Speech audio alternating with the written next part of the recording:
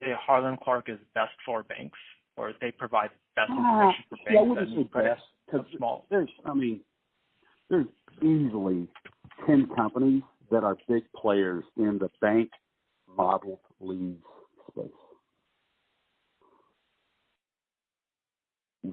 Got it. Harlan Clark is one of the top 3 or 4 in terms of size, but I'm not going to sit here and tell you they're the big dogs. They're not. Got it. And if you were to compare, if you were to, I guess not compare, but if you just could mention some of the features or some of the products that you kind of hoped DNB would have, or you kind of hoped that you could get from the industry, what would they be? Because I think that's the key piece for any companies. So let's start with let's try to go highest to lowest, meaning biggest picture to most granular, and you tell me when you want to cut it off. Yep. So I wish there was a way that you could purchase a deeper set of information about their leads. Here's the think about the things that are public data. Here's how much land they purchased and where it's located. That's listed under the business name. Here's the equipment that they have registered with the state, trucks, whatever, right? You can get that, but you can get that, I believe, from Dun & Bradstreet, but you pay through the nose for it. The next level down would be multiple locations. Dun & Bradstreet is not great at always catching multiple locations. They treat it sometimes as a separate business listing. So you and I own a food manufacturing company, and we got one plant in New York and one in Austin, and we own it together. They'll list that as 2 separate businesses, even though it's both called, T&H,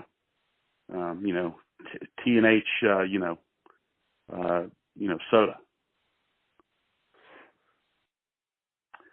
Next level down would be specific vertical industry. So it's kind of interesting that the company that says we invented the SIP code, the industry code, right? That's what everybody knows it's still the de facto way to describe industries. The company that created that does not have detailed models for each vertical industry, much less that go into on a byproduct basis. And let me be clear on a byproduct. In our case, it's a checking account, a CD, a loan, an auto loan, a land loan, an equipment loan, an agricultural loan, unsecured lines of credit, secured lines of credit, wealth management services, insurance. Harlan Clark and about 9 other companies have that specific to banking. And they talk to you about that because, they specialize in the industry. In the case of Harlan Clark and these others. We talked to Dun & Bradstreet. You're just another company coming to buy business leads. Yep. So basically, I think what you're saying in both in the examples you gave are they just need better analytics. I think that's what you're saying. They need analytics at all. They got them, but it's like, hey, here's people that look like they're a great business. What? So what?